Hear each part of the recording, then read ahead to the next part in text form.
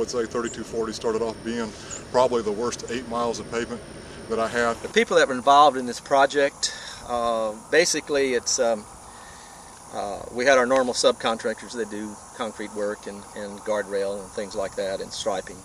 But the main players in this project were, of course, TxDOT, Aragon, Sem Materials, and Pavetex, our engineering company, design company. This type of project, every day basically is a new day. You got new challenges. The biggest problem, when we started the project, we were in a drought situation and had a few little engineering problems that we got solved.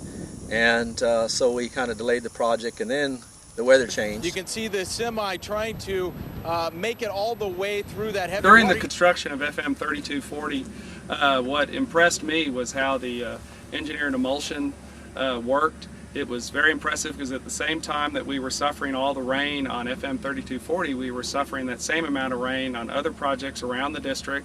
And on those projects we were either using a lime-treated flex base or cement-treated flex base, and we had to have the contractor out there almost 24 hours a day to pull citizens that were getting stuck on the roadway as we were trying to process the work on those projects. And on this project we did not have to do that. They had a good solid driving surface. And water is the #1 enemy we got in the road construction process. And by adding emulsion, we end up waterproofing the base material.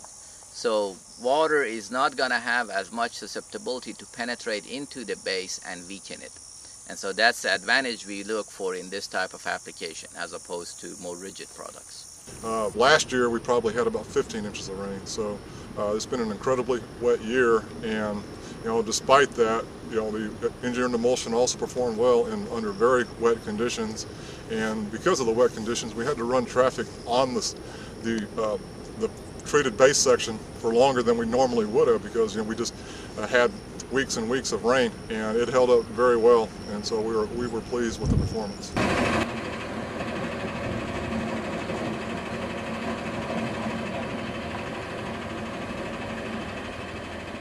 Fine density is how tight you get the material compacted, and as quick as you get it compacted. In this case, quicker the better. We have the rollers to do that with, and the only thing that changes is the difference in materials. Well, I believe 3240 is more flexible than most of our projects because of the asphalt that we put in it. The engineers will come up with a mixed design which will tell us the amount of asphalt that we need to add to this to get the stability and the strength that we need in the project. Design process, we basically make sure that the material that's going to be used has enough strength to last for the service life of the project. And also sometimes we have to compensate for what's in the ground with additional material that we bring in. For example, if we come over here and we find a base that is very fine and it doesn't have very much rock in it, well, we have to bring some rocks to add to it to build the strength. So those are the kind of thing, the pre-engineering that we do before the construction starts. And for a project this size, we may have 2 or 3 different designs that we come to the contractor with. When, for example, we say the first part of the project, you don't have to do anything, just add the emulsion, but the second half of the project, you might have to bring in new base or new rock to build the strength. Of course, the strength comes from the rock that you have in the material. And the function of the emulsion is to hold everything together and make it waterproof. We analyze the material that's existing, we decide if they are adequate to give us what we need, and if they're not, how can we most economically bring them up to the spec that we need for them to be. Traffic can return to the roadway relatively quickly because of the engineered emulsified treatment, or EET, which we like to call it. That's the beauty of the product. Once we've got it, the oil in it, have it rolled out, have our blue tops in it, have a fairly good ride on it, we can turn the traffic, and we don't have to worry about the traffic getting stuck or dust control or any other parts like that that we'd have.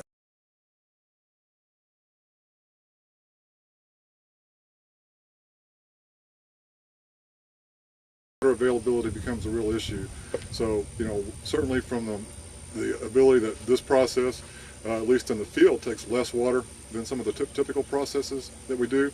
Was a good thing. And then two, it really is the ultimate recycling job. I mean, we've been able to reuse all the existing materials on these projects and bring in minimal new materials. And then two, it's allowed us to use existing stockpiles of wrap. So I think that's a good thing environmentally. As far as dust control is concerned, and I'm not an engineer, so I may not have the technical answers that you may be looking for, but with the amount of oil that's in there, all the particles are adhered together, and there is no dust. The oil works itself almost to the top like it is a finished product. We had it out here for 30 days, parts of it with no seal on it. But compared to a standard conventional base, yes, it's very different. Or a cement stabilized base, yes, it's very different. So we have a process that's really tailor-made for this application.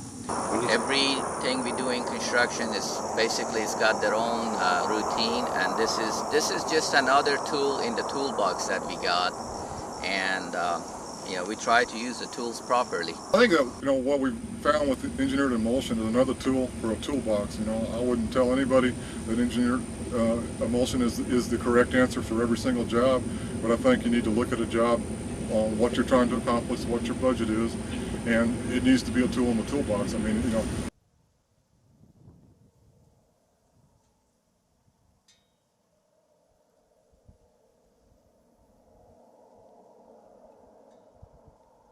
Most enjoyable experience on the project was our superintendent and our people. No one ever complained. And that's how you get 10 loads a day.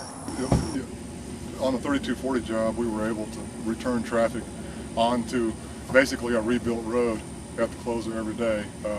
It means a lot to us for a couple of reasons. One, it's, you know, we like to do these jobs with the minimum inconvenience to folks, despite what it may seem like sometimes when you drive through our projects, but it really is one of our goals is to get folks through there. I mean, you know, we got wives and kids and that got to get to school and get to places on time, so I mean, that is one of the factors that we do in there. So if we can get in there and do it once and do it right, you know, and do it quickly, that's a good thing for everybody.